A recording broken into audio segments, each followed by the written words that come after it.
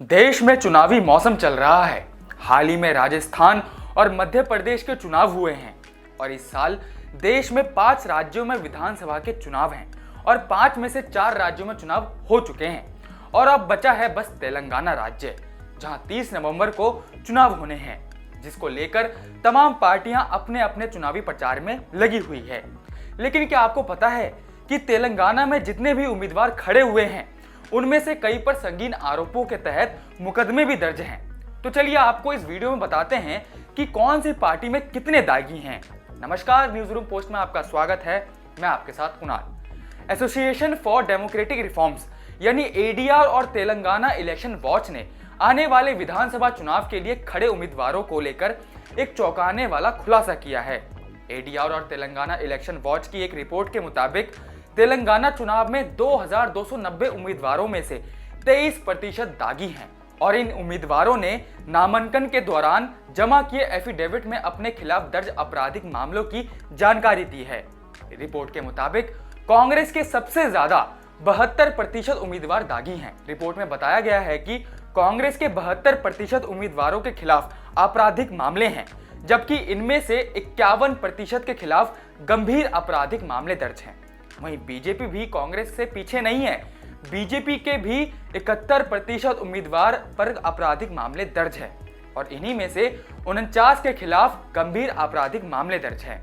वहीं बीआरएस की बात करें तो इनके 48% उम्मीदवारों पर मामले दर्ज हैं। सबसे कम दागियों के मामले में all India forward block top पर है, लेकिन उसके भी करीब 1/4 यानी 24% उम्मीदवारों पर आपराधिक मामले दर्ज है।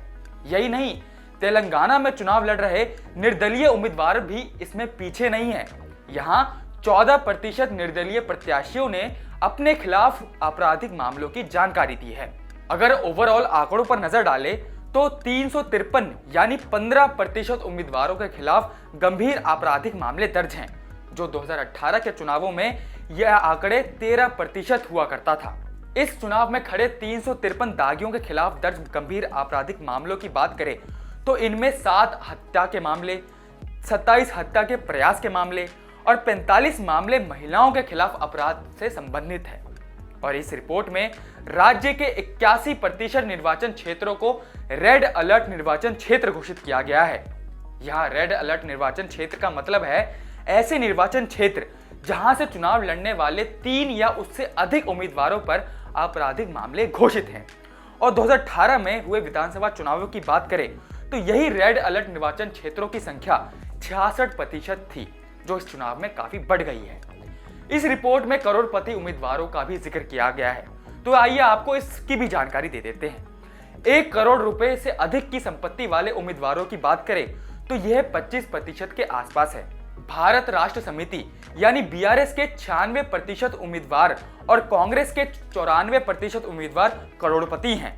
इसके अलावा ऑल इंडिया मजलिस-ए इत्तेहादुल मुस्लिमीन के 89% उम्मीदवारों के पास 1 करोड़ से अधिक संपत्ति है, जबकि बीजेपी के 84% कैंडिडेट्स करोड़पति हैं। तो ये थी पूरी रिपोर्ट, जिसमें उम्मीदवारों के जन्म कुंडली के बारे में जिक्र था।